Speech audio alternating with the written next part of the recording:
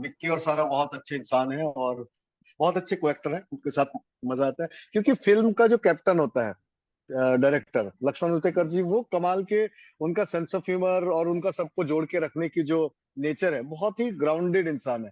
तो अगर आपका कप्तान ग्राउंडेड है तो सब ग्राउंडेड रहेंगे। अगर कप्तान ही हवा में उड़ रहा है तो फिर बहुत सारी चीजें इधर उधर हो जाती हैं। तो लक्ष्मण जी वो धुरी थे जो सबको बांधे हुए थे। और बहुत जोक वोक वाला माहौल था, परिवार जैसा माहौल था।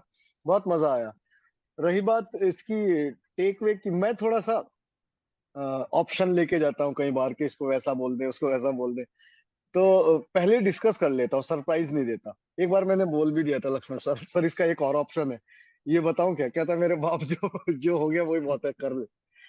तो मजा आया। कैरेक्टर्स में लैंग्वेज एक बहुत बड़ा काम करते हैं। इसकी लैंग्वेज जी, थोड़ी सी इंदौरी लैंग्वेज है, बहुत जरूरी है। हल्का सा वो होता है, लेकिन वही उस कैरेक्टर को बना देता है कि जैसे वो पैसे को पैसे बोलते हैं। प्लीज। और हाँ। कुछ ऐसी चीजें हैं जिससे थोड़ा सा जी जी जी। एक तो जी। ये इस लैंग्वेज के लिए कितना काम किया गया, किस तरीके से काम हुआ, और सबसे सही कमांड, मतलब मैं देखता हूँ ट्रेलर में बढ़िया पकड़ा गया है। सबने अच्छा किया। एक कोच भी थी हमारे सेट पे, और वो भी डायलेक्ट सिखा रही थी। मैं तो शूटिंग पे जाने से पहले होमवर्क करके जाता हूँ। तो कोच से सिर्फ इतना फायदा होता है कि मैं सही बोल रहा हूँ या गलत बोल रहा हूँ ये बता दो। तो काफी टाइम बच जाता है, नहीं तो फिर सेट पे ही रीटेक इसी वजह से होता है।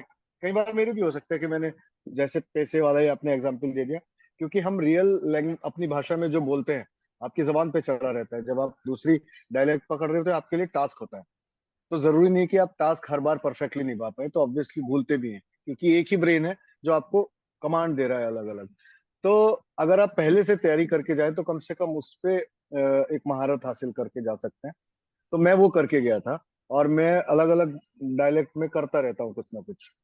हम्म, तो क्या कुछ याद रह गया आपको? हालांकि फिर बहुत कब शूट हुई थी फिर? ये नवंबर दिसंबर 2021, मतलब तकरीबन एक सवा साल पहले तब शूट हो गई थी। उसके बाद हमारा पोर्शन हो गया था। उसके बाद भी गाने वाने और बहुत सारी चीजें होती रही होंगी, क्योंकि हम तो जब हमारा काम हो जाता है तो फिर अलविदा हो जाते हम्म, तो क्या क्या आपको याद रह गया कि हो गया, अभी फिल्म निकल गई तो थोड़ा भूल गए, थोड़ा है अगर कुछ? हैं।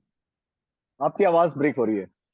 मैं बोल रहा हूँ कि आपको कुछ याद रह गया है डायलॉग में, जो आप मेरे साथ उसमें थोड़ा सा बात कर पाए या बता पाए कि ये चीजें मैं याद रह गया है किरदार के दौरान?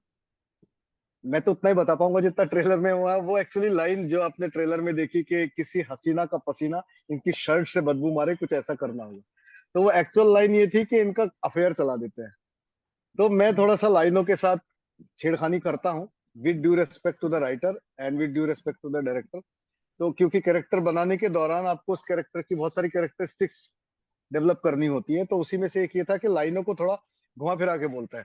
तो मैंने लेखक महोदय और निर्देशक महोदय की अनुमति से कुछ लाइनें अपने हिसाब से बोली थी। तो ये जो लाइन थी कि इसका अफेयर चला देते हैं, उसका मैंने अपने हिसाब से बोली थी कि किसी हसीना का पसीना इसकी शर्ट से बदबू मारे, कुछ ऐसा करते हैं। तो थोड़ा हम्म, इंटरेस्टिंग हो रहा था। जी। हम्म।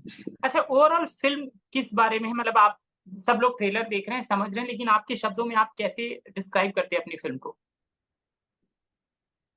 एक अगर मैं इसको ऐसे बोलूं कि आज के जमाने के ऋषिकेश मुखर्जी हैं लक्ष्मण उतेकर साहब, वैसे डिस्क्राइब हम्म, करूंगा। क्योंकि उनकी फिल्में कैसी होती थी, परिवार के अंदर छोटी छोटी चीजें, छोटी छोटी बातें, उनको लेके फिल्म बनना। और बहुत ही कोई बड़ा तामझाम ना हो करके, बहुत ही बेसिक और जो रियल ह्यूमर है उस पे खेलना। तो मैं इसको अगर कम शब्दों में अपनी फिल्म को डिस्क्राइब करूं कि आज के जमाने की ऋषिकेश मुखर्जी टाइप फिल्म है। आप जाके जरूर देखें, मजा आएगा। पूरे परिवार के साथ आप देख सकते और कहानी एक लाइन में? हैं। कहानी तो नहीं बताऊंगा। आप घुमा के पूछो या घुमा के पूछो, कहानी तो नहीं बताऊंगा। एक नकली तलाक चल रहा है, वो होता है कि नहीं होता है, जितना ट्रेलर में उतना ही बताऊंगा।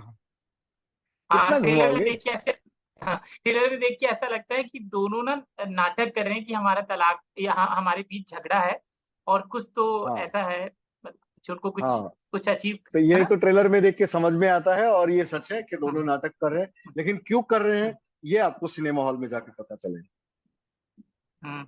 आप स्पॉट बॉय भी बन गए थे शारिक के लिए?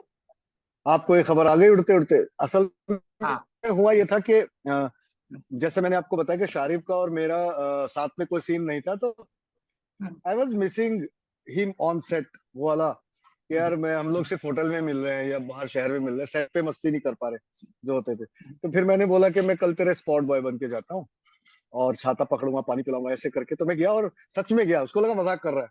तो मैं अगले दिन, गाड़ी आई उसके कॉल टाइम पे, मैं भी रेडी हो गया, तभी बोतल वोतल पकड़ ली, छाता पकड़ लिया, और सब लोग देख रहे हैं क्या चल रहा है इन दोनों के बीच में। तो मुझे कोई तो बोला भी कि ऐसा कि अरे इतना महंगा स्पॉट बॉय खरीद लिया शारिफ बॉय ने, इतना महंगा स्पॉट बॉय ले लिया भैया, ऐसा क्या कर रहे हो।